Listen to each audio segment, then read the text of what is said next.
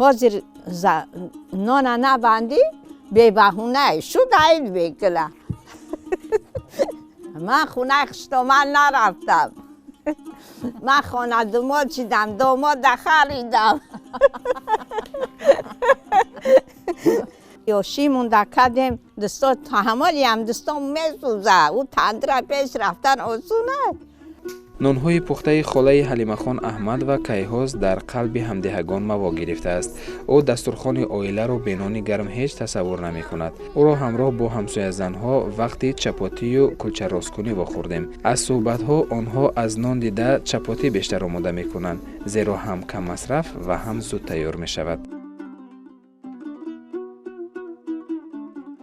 حیات خود توی مرکه میگذشت است که همه کسا همسایه ها فیراد میکنه میآیند میکنن و همدیگر را چیش با قوتش میکنی تو یعنی مرکه یعنی و گردچه بندی هم چپاتی بندی هم اینه یوشی مونده کردیم دستا تحملی هم دستا میسوزه او تندره پیش رفتن آسونه.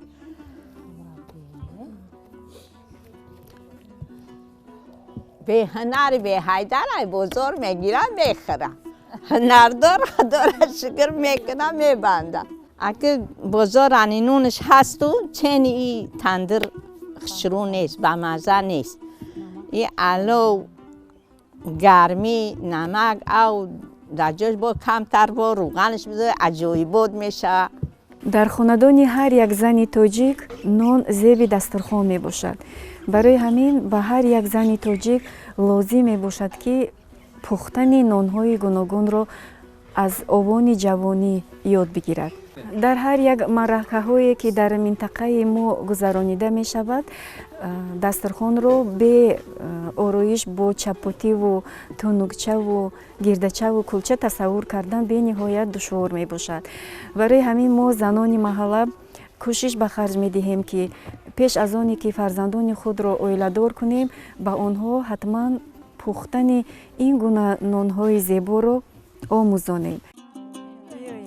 در آماده کردن چپاتی و نانبندی مادرش را که کدبانوی ماهری محل بود استاد می شمارد. به قولش هر روز مادرم را دیده و هوسم می رفت که روزی من هم نان پزم. وقتی که دست به این کار زدم احساس می کردم که نانبندی هم هنر است و مشقت زیاد را طلب می کند. نانبندی همه هنره حاضر نان نبندی به بهونه شد عید بکلا من خونه خشتومن نرفتم من خانه داماد چیدم داماد خریدم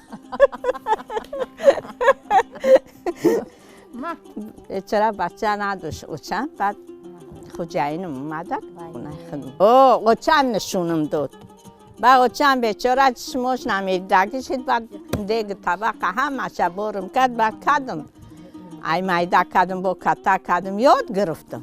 مکانی که هر یک شخص از آنجا هنر می آموزد من فکر می کنم که اول عائله می باشد چون که محض در عائله شخص تشکر می یابد.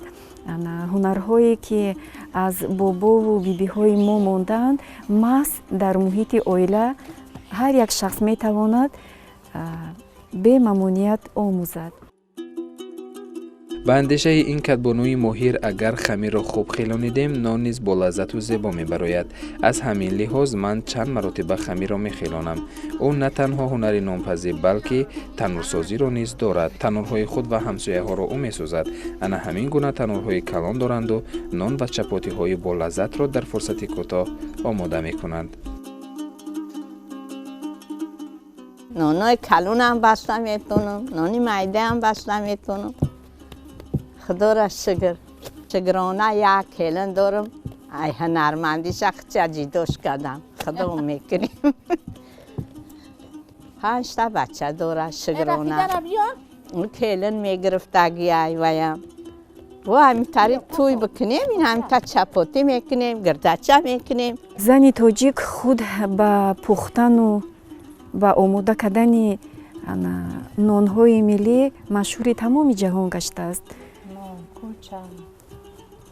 نان هر نمود دارد، کلچه، چپاتی، گردچه، نانهایی هستند که با گردی آن را با کرد آرایش میدهند.